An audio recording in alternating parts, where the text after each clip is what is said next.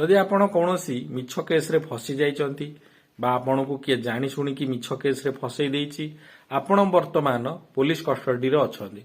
Police आपण को बहुत जंत्रणा दउची, बहुत बाडौची आ कहूची दोष को स्वीकार करी दे नहले तो पुओ झियो को एमिति टर्चर करिवु, तोर सबु संपत्ति जबत कर दबु, तते बहुत बाडेइबु, अथवा पुलिस आपण को प्रलोभित करूची बहुत टंका धन संपत्ति देबा पई एहीपरि करिकी दोष स्वीकार करूची आ आपण भी दोष स्वीकार करि दउचंती।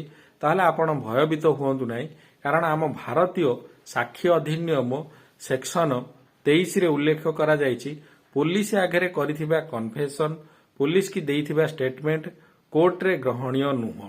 जेबे पर्यंत आपण मजिस्ट्रेट को सम्मुख रे दोष को स्वीकार न करचंती सेबे पर्यंत आपणकर केही किछि करि परिबे नाही। आपण जदि दोष करनाहांती ताहले आपण निर्भय रे रुहंतु। आउ गोटे आम भारतीय संविधान रे सेक्शन 20 रे सबसेक्शन 3 रे उल्लेख करा जायछि काहाकू भी निज विरुद्ध रे साक्षी देबा पई बाध्य करा जिवो नाही कि किए मध्य निज विरुद्ध रे साक्षी देबा पई बाध्य नुहंती।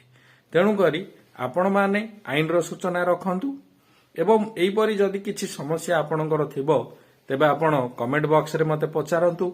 आमे आईन विषय रे आलोचना करछंती। आलोचनार अर्थ आपण मते किछि पचारंतु, मु आपणकू किछि कहबी।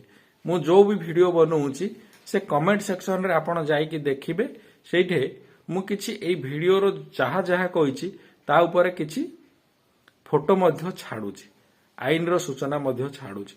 तेणु करी आपण आईन रो सूचना रखंतु। आईन रो सूचना रखिले आमे आम समाज को सुरक्षित रखि परिबा एवं आम समाज को प्रोटेक्ट करि परिबा। बहुत बहुत धन्यवाद। नमस्कार।